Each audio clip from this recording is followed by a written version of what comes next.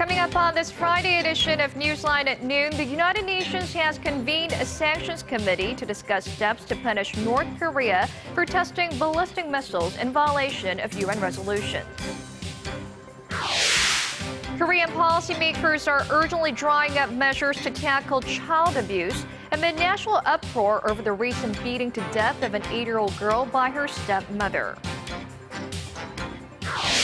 Plus, Russian President Vladimir Putin warns Moscow will consider turning off the gas taps to Ukraine after Kiev missed a deadline to pay its $2.2 billion bill. These stories and more on Newsline at noon.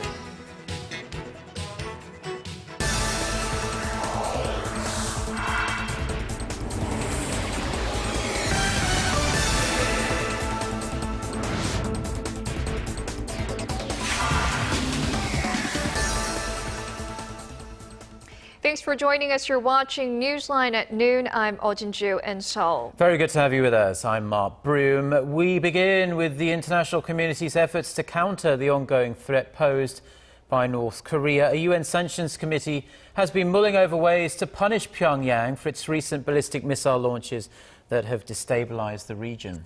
This as the defense chiefs of South Korea and the United States picked up the phone to coordinate their North Korea policies. Shin Se-min has the details. A clear violation of UN resolutions. That was the conclusion that the UN's North Korea Sanctions Committee came to during an emergency meeting on Thursday local time. The meeting was a first since Pyongyang launched 2 mid-range ballistic missiles late last month, and UN sources say the panel agreed to come up with countermeasures to deal with the threat. As for when, the sources say the committee will wait until May to hold further talks after a report from a North Korean specialist is finalized. To no one's surprise, South Korea, the US, Britain, and France supported the statement, while China and Russia were more cautious, saying the wider issue of securing peace and stability on the Korean peninsula was a most pressing concern. A day before the committee meeting, South Korean Defense Minister Kim Kwan-jin received a phone call from his US counterpart Chuck Hagel, with both agreeing to work hand in hand to counter threats posed by Pyongyang. During their 20-minute phone conversation, the two agreed that Pyongyang's missile and nuclear weapons pose a grave challenge to the Korean peninsula and international community. Hagel also informed Kim of Washington's plan to dispatch 2 additional Aegis-equipped destroyers to Japan by 2017 to counter the North Korea threat. Also on Thursday, a former U.S. non-proliferation official said the international community should step up its efforts for targeted sanctions on the North Korean leadership. Speaking at a forum hosted by the 38 North website, Joseph de Thomas said it was important to find mechanisms that go after the North Korean regime and not its people. Shin Se-min, Arirang News. A senior UN official says the recent report on North Korea's human rights abuses will denounce its leader Kim Jong-un and bring him before the International Criminal Court. Speaking at the Japan National Press Club in Tokyo Thursday, UN representative on North Korean human rights Marzuki Darusman said the regime's grave human rights violations were being brought to the international law track. The UN Commission report released in February said that crimes against humanity have taken place and continue to take place in North Korea. Darusman says Commission members will be attending a UN Security Council meeting next week upon the invitation of the US, France, and Luxembourg, where they will urge the body to seek legal action against the North Korean leader. Now, there's a fresh wave of optimism that the key members of the 6-party talks on North Korea's denuclearization will make some compromises and agree to resume dialogue in the near future. Our Hwang Sung-hee reports on the back-to-back meetings between these key players. Diplomatic activity is picking up speed to try and jumpstart the long-stalled 6-party nuclear talks. South Korean Chief Nuclear Envoy Hwang Joon-kook is in Beijing Friday for talks with his Chinese counterpart Wu Dawei, following a trilateral meeting with the United States and Japan in Washington earlier this week. South Korea and China will discuss issues related to North Korea's nuclear program, including ways to resume the denuclearization talks. The Chinese envoy will reportedly travel to Washington soon for talks with the U.S. Chief Nuclear Envoy Glyn Davies. Wu is expected to debrief South Korea and the U.S. on the results of his visit to Pyongyang last month and step up efforts to bring back North Korea to the six-party talks. The multilateral denuclearization dialogue involving the two Koreas, the U.S., China, Japan, and Russia, has been stalled since late 2008, but anticipation about a possible resumption is growing.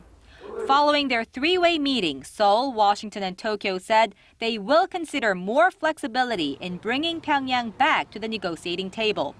The three parties have been demanding North Korea's denuclearization as a precondition to restarting the aid for disarmament talks. South Korea's unification ministry said the North may also be ready to talk things out. In its analysis of North Korea's recent Spring People's Assembly session, the ministry noted the leadership appears to have set its power structure and pointed to the possibility of the regime pursuing the resumption of the talks more aggressively down the road. Hwang Sung-hee, Arirang News. Now, in the face of mounting threats from North Korea, the air forces of South Korea and the United States begin their largest ever air drills this Friday. For the next 2 weeks, the Allies will engage in war simulations to boost their combat readiness, our Kim Min-ji reports. South Korea and the United States kick off their biannual Max Thunder exercise on this Friday.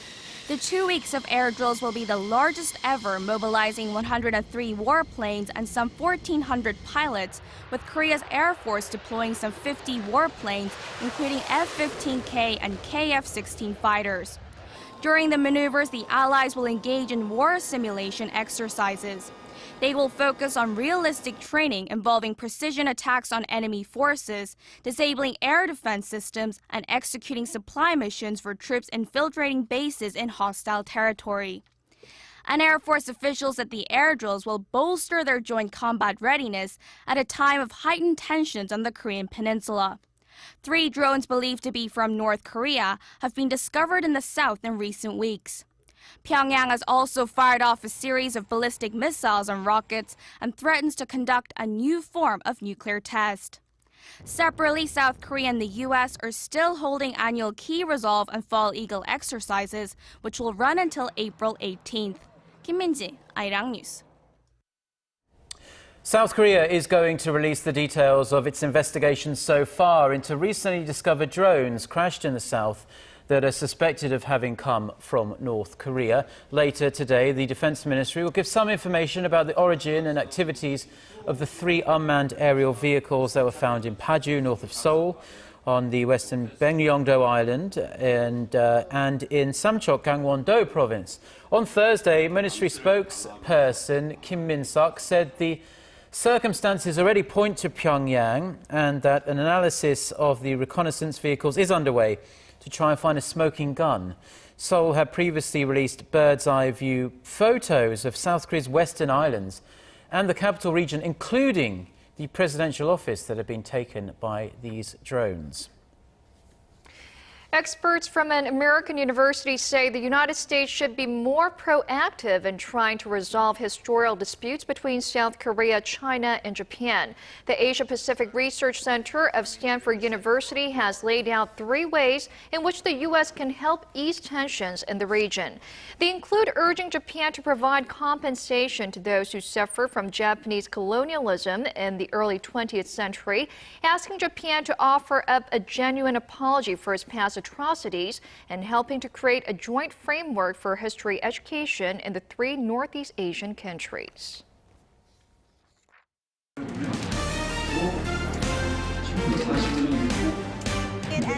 Stay up to date on the latest news out of Korea, connecting to our team of reporters about the issues that matter to Korea. On air, on your mobile, online. Find out more about Korea on Newsline at Noon with Mark Broom and Jin-ju. I'm Jin-ju.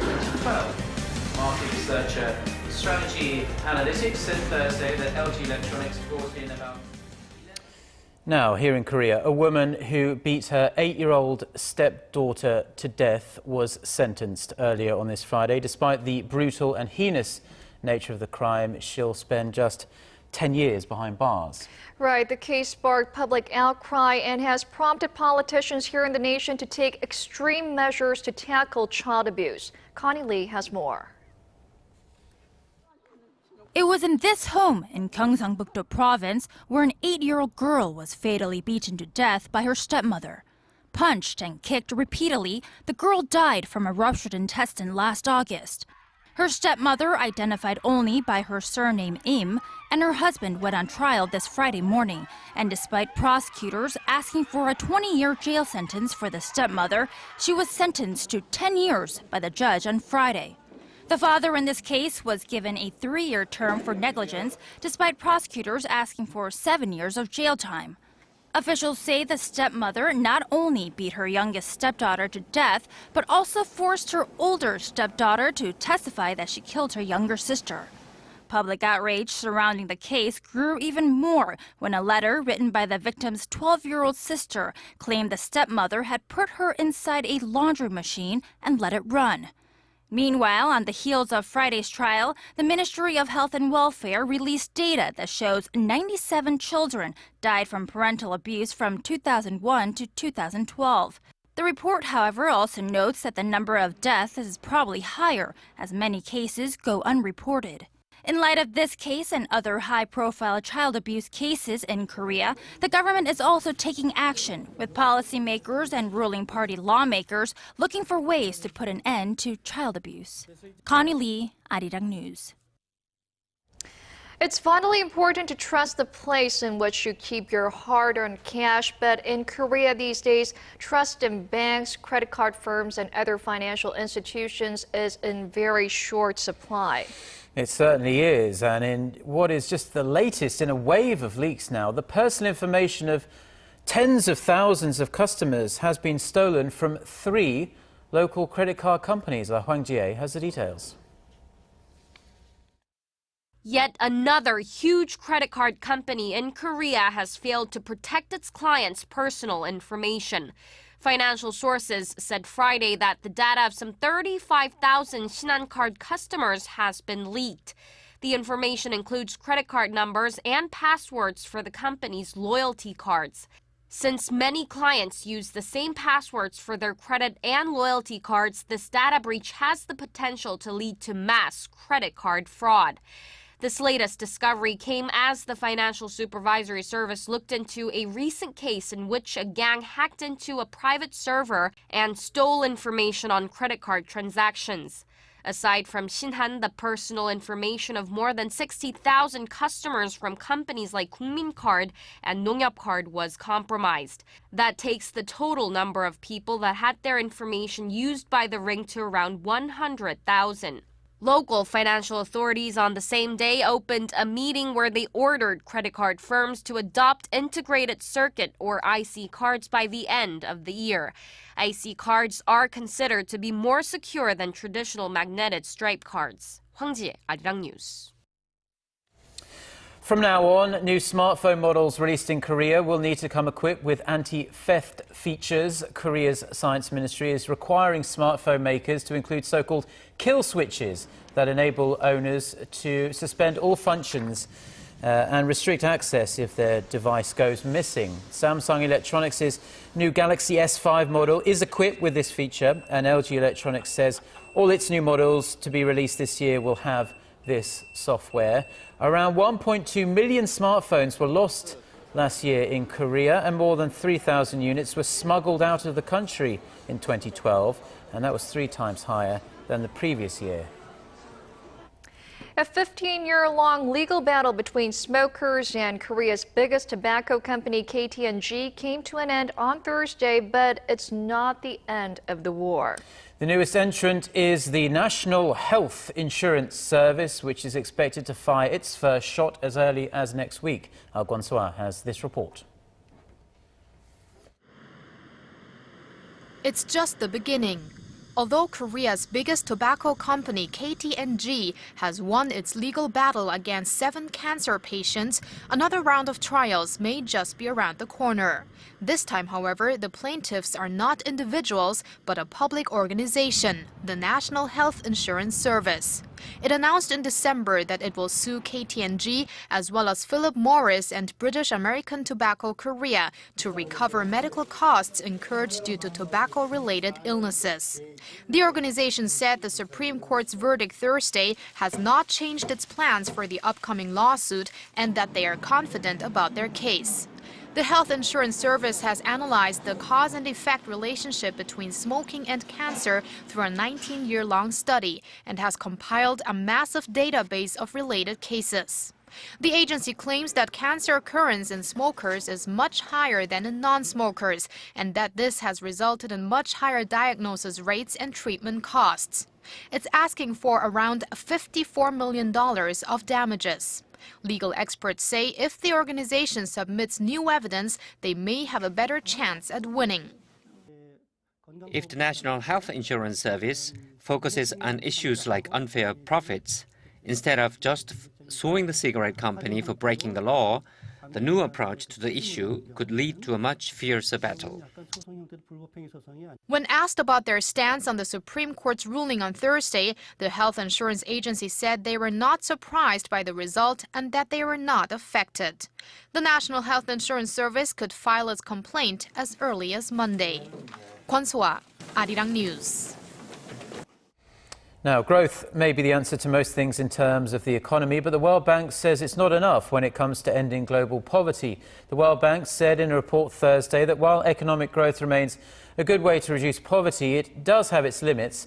The report is urging developing countries to enhance growth with policies that allocate more resources to the extreme poor by promoting more inclusive growth or through government programs. World Bank President Jim Yong Kim said the number of people earning less than $1.25 a day will have to decrease by 50 million each year if the bank is to reach its goal of eradicating extreme poverty by 2030. And in other news, Korea's domestic film industry has been on a roll in recent years with a number of great independent movies doing well across the country. Certainly right. And the simple pleasure, in fact, though, of watching one of these films at the cinema can be rather difficult if you live outside of one of Korea's major cities, as our Park Ji-won explains. Hongcheon County in Gangwon-do Province lies some 100 kilometers east of Seoul, and until this week, residents would have to travel about an hour if they wanted to watch a movie in the theater. But the opening of a small digital film theater in Hongcheon this week has changed that. I only watched probably 3 films a year. Now I hope to watch more films as the theater is very close to my home. Hongcheon Cinema is the nation's 4th small digital film theater to open in counties with a population of less than 100,000. The first was in Changsu in 2010, followed by others in Kimje and Imsi last year. They are all financed by their local governments. Based on their successes, the Culture Ministry plans to support the opening of 80 more small theaters in rural areas nationwide by next year. The ultimate planning is to set up a small film theater in every district or county that does not currently have one. Another area that needs special attention is the independent film sector. Audience numbers for independent films have been on the decline since 2009, while the market share on the top 10 films last year reached some 35%, much higher than in the US at 24% and France at 26%. This is because nearly 95% of the nation's 2,100 screens are operated by the 3 major multiplex chains, CGV, Lotte, and Megabox. All are conglomerates, and they mainly play films that they have produced or invested in. An independent film director who has received many international awards says he still has a hard time finding screens to play his films. Multiplex chains do not offer their screens up unless it's a film produced or distributed by their own companies. Even if they do, they show them at very unpopular times, like once in the early morning or very late at night. It's unfair. He added, policymakers and movie fans need to pay attention to low-budget art films or independent films if they want diversity in cinema. Park Ji-won, Arirang News.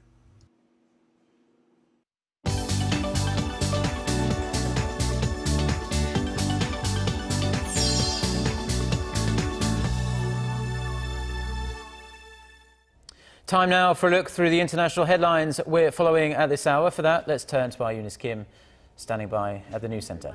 Eunice, Russian President Vladimir Putin warned European leaders that Moscow may be forced to cut its gas supply to Ukraine after Kiev missed a deadline to pay its bills. That's right, Chinju. You'll remember that gas bill rings up to a hefty $2.2 billion, according to Gazprom, a bill Kiev has refused to pay because it says it incorporates political costs and not just economic costs. Russian President Vladimir Putin said Gazprom will be compelled to require of Ukraine upfront payments, and if the back payments are not made, Gazprom could completely or partially cease gas deliveries. Russia's gas company Gazprom revised up the price Ukraine has to pay to nearly double what it did before pro-Russia President Viktor Yanukovych was pushed out of Kiev 2 months ago. Ukraine's energy minister characterized the price hike as completely unacceptable, an accusation the U.S. has supported. Meanwhile, in Ukraine, pro-Russian separatists occupying 2 buildings in Donetsk and Luhansk have rejected a government offer of amnesty, an offer made by Ukrainian President Alexander Turchinov earlier in exchange for their surrender. Prime Minister Arseniy Yatsenyuk is set to head to the eastern city of Donetsk on this Friday to examine the situation. A UN peacekeeping mission will soon be dispatched to the Central African Republic, concerned to be spiraling into genocide in a bloody conflict between Christians and Muslims. The mission, made up of up to 10,000 troops and 1,800 police officers, was unanimously approved by the UN Security Council Thursday.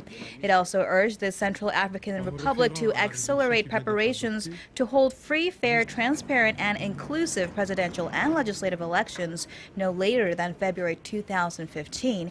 Thousands have been killed and hundreds of thousands more displaced in the impoverished African nation after the mostly Muslim Seleka took power a year ago and unleashed abuses on the majority Christian population.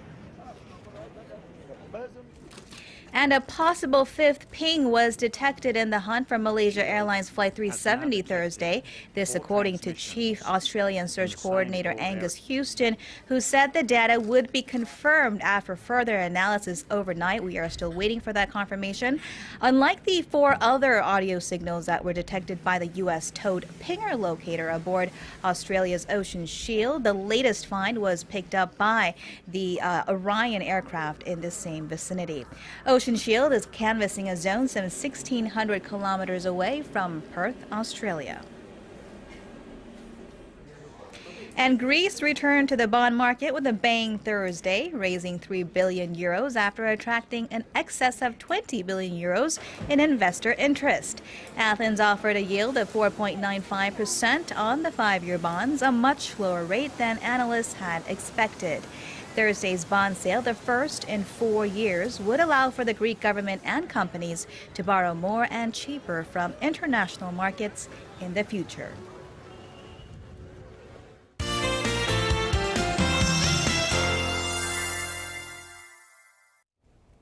Well, we have nice spring weather on tap today, with temperatures jumping to nearly 20 degrees Celsius across all regions under mostly or partly sunny skies. But the air will remain dry throughout the day. In fact, a dry weather watch has been in effect for a week now across much of the peninsula. And you know, it's been said that drinking at least 7 to 8 cups of water a day will help you to stay healthy and hydrated. So please do so. And if you plan to spend some time outdoors this weekend to check out some of the festivals that are happening around the country, well, Jeju and regions in the southern coast will receive less than 5 millimeters of rainfall, but rest of the country will stay dry. So it will be less sunny, but the temperatures will be on the warm side. So let's make the most of our weekend. With that in mind, let's take a closer look at the readings for today. Afternoon high in Seoul will rise to 19, while Daegu and Gwangju peak out at 22 and 24, and Busan should top out at 19. Now let's see how other regions are looking. It looks like down on Jeju, Daejeon will reach 19 and 22, while Myeongkang see a high of 12 this afternoon. Well, that's all for me this week, and hope you have a wonderful weekend.